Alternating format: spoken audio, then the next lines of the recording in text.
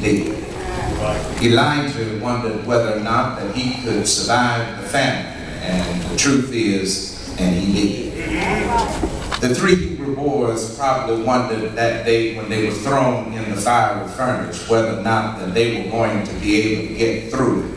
And if you ever hung out in the Bible before, they did. Yeah.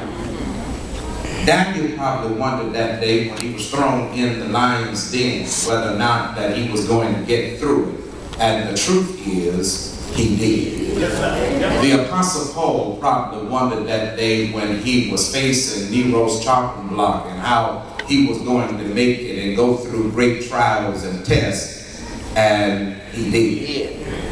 And you know, brothers and sisters, when I was reading in Psalm 23, the psalm that David said one day that he had to go through some stuff till he said, yea, though I walk through the valley. Yeah. And you know, brothers and sisters, I just want to just stop here for just a moment and just share with you that there are some things that you are not going to be able to get around. All right. You know, there's some stuff you're not going to be able to get around. There's some things you're not going to be able to skirt and just think that it's going to bounce past. Yeah. You're just some things tonight that you're going to realize that the providential God don't allow nothing to slip up on his children. Yeah. And there are some things tonight that you need to know tonight that you called it caught you off guard. But God says, no, it was not off. Yeah. It was on time. And just tell somebody you can't go around. There's some stuff in life you can't go around, no matter who tried to teach you lessons and tell you about certain things. It is amazing that we do our best to try to raise our children to the best of their ability and the best of our ability, but some of our children have to go through something so that they can learn what we were telling them all the time was the truth. Yes. Come on, talk to me here. And tell somebody when you can't go around it.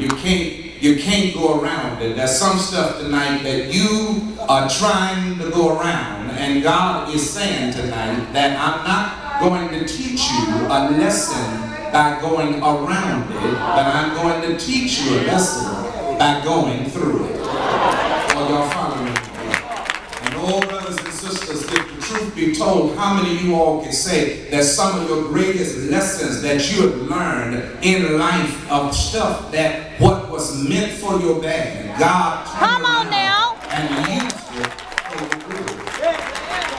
Oh, brothers and sisters, there are some people tonight that are trying to deliver you out of what God is trying to develop us. And you know, brothers and sisters, it reminds me of that day when a boy who was out in the woods and he came across a cocoon and he brought it back home and put it in a jar and looked at it for several days. And then after a while, he saw that there was a little tiny opening at the top of the cocoon, and he decided that he saw this little opening there, and he took it upon him to take that cocoon and try to cut it open and slit it open a little bit so that that butterfly could come out of that cocoon. But what happened was, because the boy was helping him, what happened was it robbed the butterfly of the privileges of to fly. When the butterfly came out,